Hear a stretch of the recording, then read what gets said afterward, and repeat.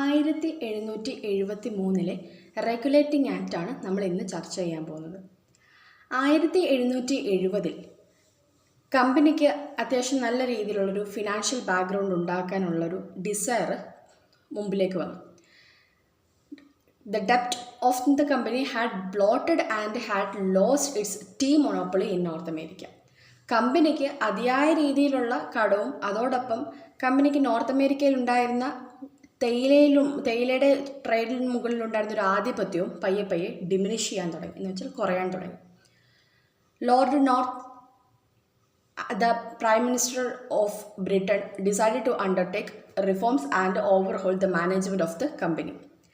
അപ്പം കമ്പനിയുടെ കാര്യങ്ങളിൽ ചെറിയ രീതിയിലുള്ള റെഗുലേഷൻസും കാര്യങ്ങളും കൊണ്ടുവരാനായിട്ട് ബ്രിട്ടീഷ് രാജവംശം അന്ന് തീരുമാനിച്ചു. അപ്പം ബ്രിട്ടീഷ് രാജവംശത്തിൻ്റെ അന്ന് നാൾ വരെയും 1770 വരെയും ബ്രിട്ടീഷ് പാർലമെൻറ്റിന് വേണ്ട രീതിയിലുള്ളൊരു ആധിപത്യമൊന്നും തന്നെ ഉണ്ടായിരുന്നില്ല ഇന്ത്യയിൽ പോലുള്ള കോളനികളിൽ. അത് കമ്പനി നേരിട്ടായിരുന്നു ഭരിച്ചിരുന്നത്. എന്തുകൊണ്ടാണ് ഇംഗ്ലീഷ് ഈസ്റ്റ് ഇന്ത്യ കമ്പനി ഇത്രയധികം നമ്മളുടെ ഇന്ത്യ മാത്രം എടുത്ത് നോക്കുകയാണെങ്കിൽ പോർച്ചുഗീസുകാർ വന്നു, ഫ്രഞ്ചുകാർ വന്നു, ഡെൻമാർക്കുകാർ വന്നു, ഡച്ചുകാർ വന്നു. പക്ഷേ ഇവരെക്കാളും ഒക്കെ വളരെ സ്ട്രോങ് ആയിട്ട് ഇംഗ്ലീഷുകാർ നിൽക്കാനുള്ളതിൻ്റെ കാരണവും അതുതന്നെയാണ്. കമ്പനിക്ക് ഒരു സ്വാതന്ത്ര്യം ഉണ്ടായിരുന്നു. സ്വന്തമായ രീതിയിലെ തീരുമാനങ്ങൾ ബ്രിട്ടീഷ് പാർലമെൻറ്റിനെ അല്ലെങ്കിൽ ബ്രിട്ടീഷ് രാജാവിനെ ആശ്രയിച്ച് നിൽക്കേണ്ട ഒരവസ്ഥ അവർക്കുണ്ടായിരുന്നില്ല. സ്വന്തമായ രീതിയിൽ തീരുമാനങ്ങൾ എടുക്കാം. ഒരു ബില്ലും പാർലമെൻറ്റിൽ പോയി പാസ്സാക്കി കൊണ്ടുവരേണ്ട കാര്യമില്ല. സോ അതുകൊണ്ട് നല്ല രീതിയിലുള്ളൊരു ആധിപത്യം തന്നെയായിരുന്നു ഇന്ത്യയുടെ മുകളിൽ ബ്രിട്ടീഷ് ഈസ്റ്റ് ഇന്ത്യ കമ്പനിക്ക് ഉണ്ടായിരുന്നത്. ഇനി 1770 ആയപ്പോൾ പയ്യെ പയ്യെ കമ്പനിക്കുണ്ടായ നഷ്ടങ്ങളുടെ ഭാഗമായിട്ട് ഈ പറഞ്ഞ രീതിയിൽ നോർത്ത് അമേരിക്കയിലെ തേയിലയുടെ മുകളിലുണ്ടായ ഇടിവ് പോലുള്ള കാര്യങ്ങളുടെ ഭാഗമായി എന്തുണ്ടാവുന്നു? റെഗുലേഷൻസ് കൊണ്ടുവരാനായി തീരുമാനിക്കുന്നു. സോ അങ്ങനെ കൊണ്ടുവന്ന റെഗുലേഷനാണ് 1773 റെഗുലേഷൻ ആക്ട്. ഇത് ബ്രിട്ടീഷ് പാർലമെൻറ്റ് ഇന്ത്യയിൽ കൊണ്ടുവന്ന ആദ്യത്തെ ആക്റ്റാണ്. ഓക്കെ, ദെൻ ഇതിൻ്റെ പ്രൊവിഷൻസ്, ഇതിൽ പറഞ്ഞിരിക്കുന്ന കാര്യങ്ങൾ എന്തൊക്കെയാണെന്നുള്ളത് നമുക്ക് നോക്കാം. Prohibition of the private trade prohibit ചെയ്യുക. It prohibited the servants of company from engaging in any private trade or accepting presents or bribes from the natives. കമ്പനിയെ എന്തിൽ നിന്ന് തടഞ്ഞു?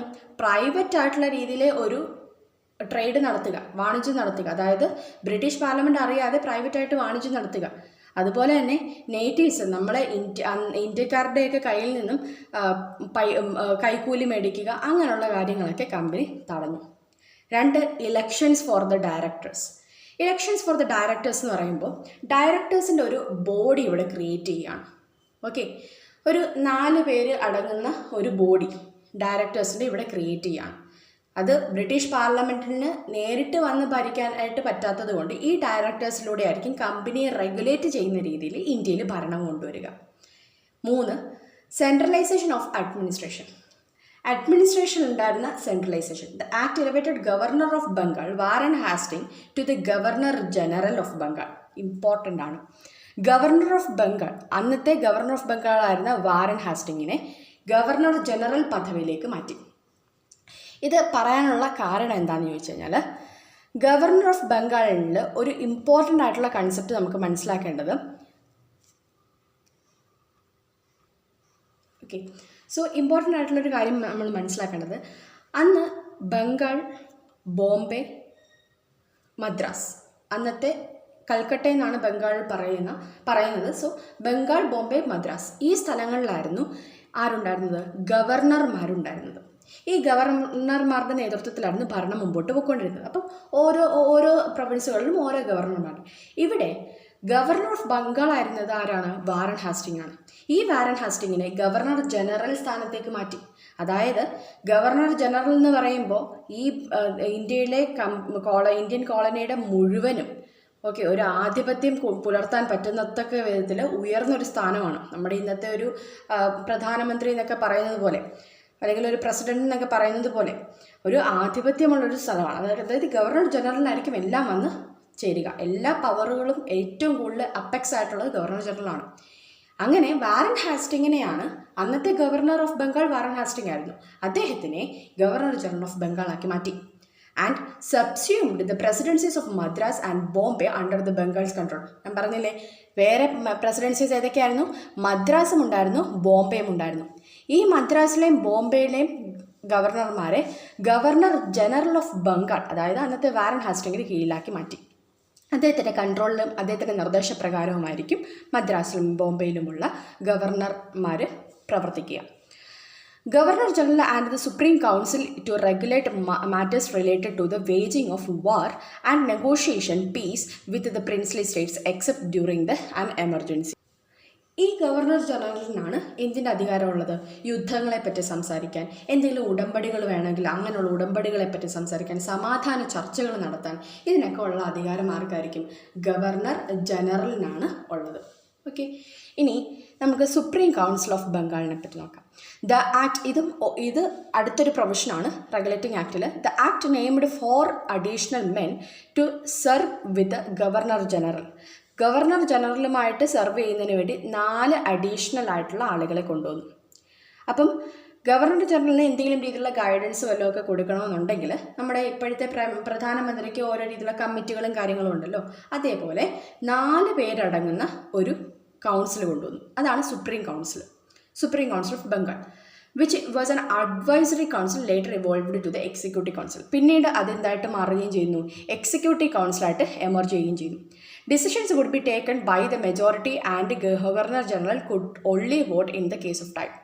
ഡിസിഷൻസും കാര്യങ്ങളൊക്കെ എടുത്തിരുന്നത് ഈ പറഞ്ഞ എക്സിക്യൂട്ടീവ് കൗൺസിലേക്ക് വന്ന സുപ്രീം കൗൺസിലായിരുന്നു. സുപ്രീം കൗൺസിൽ എന്തെങ്കിലും ഇതിൽ 4 പേരാണല്ലോ, 2-2 എന്നിങ്ങനെയുള്ളൊരു ടൈ വരികയാണെന്നുണ്ടെങ്കിൽ അവിടെ വോട്ട് ചെയ്യാനായിട്ട്, അപ്പം മാത്രം വോട്ട് ചെയ്യാനായിട്ടുള്ളൊരു ആ മെജോറിറ്റി ആർക്കാണെന്നുള്ള ഡിസൈഡ് ചെയ്യുക, ടൈ ബ്രേക്ക് ചെയ്യുന്നതിന് വേണ്ടിയിട്ട് ഗവർണർ ജനറലിന് വോട്ട് ചെയ്യാമായിരുന്നു.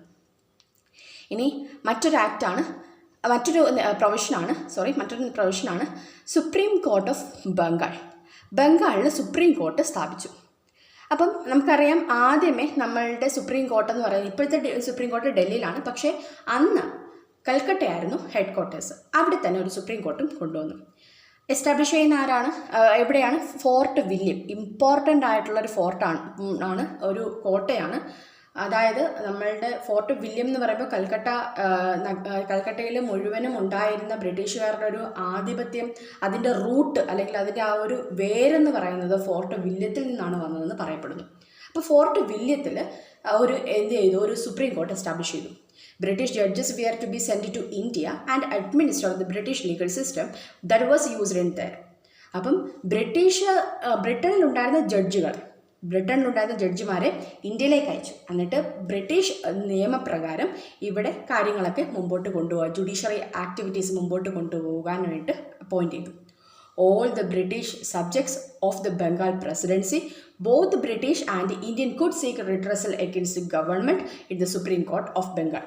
അപ്പം ഇതിൽ മനസ്സിലാക്കേണ്ട ഒരു കാര്യം, ബ്രിട്ടീഷ് സബ്ജക്റ്റുകൾക്കും അതുപോലെ തന്നെ ഇന്ത്യൻ സബ്ജക്റ്റുകൾക്കും, ബ്രിട്ടീഷുകാർക്കും ഇന്ത്യക്കാർക്കും എന്ത് ചെയ്യാം? എന്തെങ്കിലും രീതിയിലുള്ള ജുഡീഷ്യൽ ആക്ടിവിറ്റീസിന് കേസ് ഫയൽ ചെയ്യണമെങ്കിലോ ഗവൺമെൻറ്റിൻ്റെ എതിരെയാണെങ്കിൽ പോലും കേസ് ഫയൽ ചെയ്യാനായിട്ടൊക്കെയും ഉള്ള അനുമതി ഇതിലൂടെ നൽകി എന്നുള്ളതാണ്.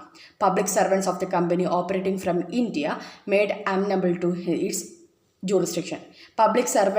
കമ്പനിയുടെ പബ്ലിക് സർവൻസും ഇതിൽ ഭാഗമായി വന്നിരുന്നു. Next, Pitt's India act. 1784 വന്ന മറ്റൊരു ഇമ്പോർട്ടൻ്റ് ആയിട്ടുള്ളൊരു ആക്റ്റാണ് Pitt's India act. Regulating act 1773 ഒരുപാട് ഡ്രോബാക്കുകൾ ഉണ്ടായിരുന്നു, അതായത് ഷോർട്ട് കമ്മിങ്സ്. ഈ ഡ്രോബാക്കുകൾ, ഈ പോരായ്മകളെല്ലാം പരിഹരിച്ചുകൊണ്ട് വന്ന മറ്റൊരു നിയമമായിരുന്നു പിറ്റ്സ് ഇന്ത്യ ആക്ട് എന്ന് പറയുന്നത്, 1784. ഇതും കമ്പനിയുടെ റൂളിന് മുകളിൽ ബ്രിട്ടീഷ് ഗവൺമെൻറ് ഒരു കൺട്രോൾ കൊണ്ടുവരുന്നതിന് വേണ്ടിയിട്ട് കൊണ്ടുവന്നതാണ്. അന്നത്തെ ബ്രിട്ടീഷ് പ്രൈം മിനിസ്റ്റർ ആയിരുന്ന വില്യം പിറ്റിൻ്റെ നേതൃത്വത്തിലായിരുന്നു ഇത്. ഇതിൻ്റെ പ്രൊവിഷൻസ് എന്തൊക്കെയാണെന്നുള്ളത് നമുക്ക് നോക്കാം. ബ്രിട്ടീഷ് കൺട്രോൾ 1, അതായത് നേരത്തെ നമ്മളൊരു സുപ്രീം കൗൺസിൽ പറഞ്ഞിരുന്നു 4 പേരടങ്ങുന്ന ഒരു സുപ്രീം കൗൺസിൽ. ഇവിടെ അത് എത്രയായിട്ട് മാറി? 6 മെമ്പേഴ്സിൻ്റെ ഒരു സുപ്രീം കൗൺസിലായിട്ട് മാറി. 6 മെമ്പേഴ്സുള്ള ഒരു സുപ്രീം കൗൺസിൽ ഇവിടെ വന്നു. That's A private council. അതിൻ്റെ പ്രസിഡന്റ് എന്ന് പറയുന്ന ആരാണ്? സ്റ്റേറ്റിൻ്റെ സെക്രട്ടറിയാണ്. മനസ്സിലാക്കുക, ഗവർണർ ജനറലിന് താഴെയുള്ള മറ്റൊരു പൊസിഷനാണ് എന്ത്, സ്റ്റേറ്റ് സെക്രട്ടറി. അപ്പം സ്റ്റേറ്റ് സെക്രട്ടറി കഴിഞ്ഞിട്ട് അദ്ദേഹത്തിന് മുകളിൽ നിൽക്കുന്ന വ്യക്തിയാണ് ഗവർണർ ജനറൽ. അതാണ് ഞാൻ ഉദ്ദേശിച്ചത്. അപ്പോൾ സ്റ്റേറ്റ് സെക്രട്ടറിയുടെ നേതൃത്വത്തിലും സ്റ്റേറ്റ് സെക്രട്ടറിയുടെ പ്രസിഡൻഷിപ്പിലുമായിരിക്കും എന്ത് വരിക, ഈ ഒരു പ്രൈവറ്റ് കൗൺസിൽ വരിക. ആ പ്രൈവറ്റ് കൗൺസിലാണ് ബോർഡ് ഓഫ് കൺട്രോൾ എന്ന് പറയുന്നത്. Board would have the superintendence direct and control over the Indians civil. So the board of കൺട്രോളിന് എന്തുണ്ട്, അത്യാവശ്യം നല്ല രീതിയിലുള്ളൊരു അതോറിറ്റി തന്നെയുണ്ട്. ഇന്ത്യയിലുള്ള സിവിൽ, മിലിറ്ററി, റവന്യൂ കാര്യങ്ങളിലെല്ലാം തന്നെ ഇടപെടാനായിട്ട് ആർക്ക് സാധിക്കും, ബോർഡ് ഓഫ് കൺട്രോളിന് സാധിക്കും. മറ്റൊരു കൗൺസിലായിരുന്നു court of directors. The company was made responsible for managing the commercial activities. അപ്പോൾ ഇവിടെ കോർട്ട് ഓഫ് ഡയറക്ടേഴ്സ് നോക്കുന്നത് കൊമേഴ്ഷ്യൽ ആക്ടിവിറ്റീസാണ്. ബോർഡ് ഓഫ് കൺട്രോൾ നോക്കുന്നത് മിലിറ്ററി കാര്യങ്ങളും സിവിൽ ആയിട്ടുള്ള രീതിയിലെ കാര്യങ്ങളും, അതായത് ജൂറിസ്ഡിക്ഷൻ അങ്ങനെയുള്ള കാര്യങ്ങൾ, പിന്നെ റവന്യൂ കളക്ട് ചെയ്യുക, ടാക്സ് പോലുള്ള കാര്യങ്ങൾ കളക്ട് ചെയ്യുക. കോർട്ട് ഓഫ് ഡയറക്ടേഴ്സ് ചെയ്യുന്നത് ഓൺലി കൊമേഴ്ഷ്യൽ ആക്ടിവിറ്റീസ്, കൊമേഴ്ഷ്യൽ ആയിട്ടുള്ള കച്ചവടം, അതിൽ നിന്ന് കിട്ടുന്ന വരുമാനം, ഇതൊക്കെ ആയിരിക്കും കോർട്ട് ഓഫ് ഡയറക്ടേഴ്സ് നോക്കുക. Joint governance of British India by both the company and the crown. അപ്പം നേരത്തെ വരെയും ബ്രിട്ടീഷ് കമ്പനി, ഈസ്റ്റ് ഇന്ത്യ കമ്പനിയുടെ കയ്യിൽ മാത്രമുണ്ടായിരുന്ന ലാൻഡ് അല്ലെങ്കിൽ ഇന്ത്യ എന്ന് പറയുന്ന അന്നത്തെ ആ കോളനി ഇപ്പോൾ ആര് കൂടി കൺട്രോൾ ചെയ്യാൻ തുടങ്ങി, ബ്രിട്ടീഷ് ക്രൗൺ കൂടി ഈ ഒരു നിയമപ്രകാരം, പിറ്റ്സ് ഇന്ത്യ ആക്ട് പ്രകാരം കൺട്രോൾ ചെയ്യാൻ തുടങ്ങി. Governor general to be appointed by the court of directors with the approval of crown.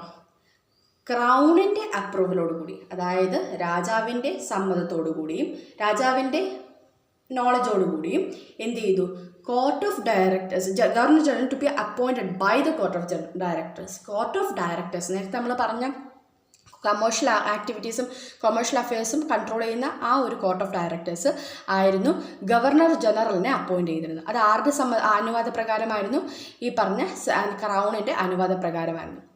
Then next, greater centralisation എന്നുള്ളത് മറ്റൊരു കാര്യമാണ്.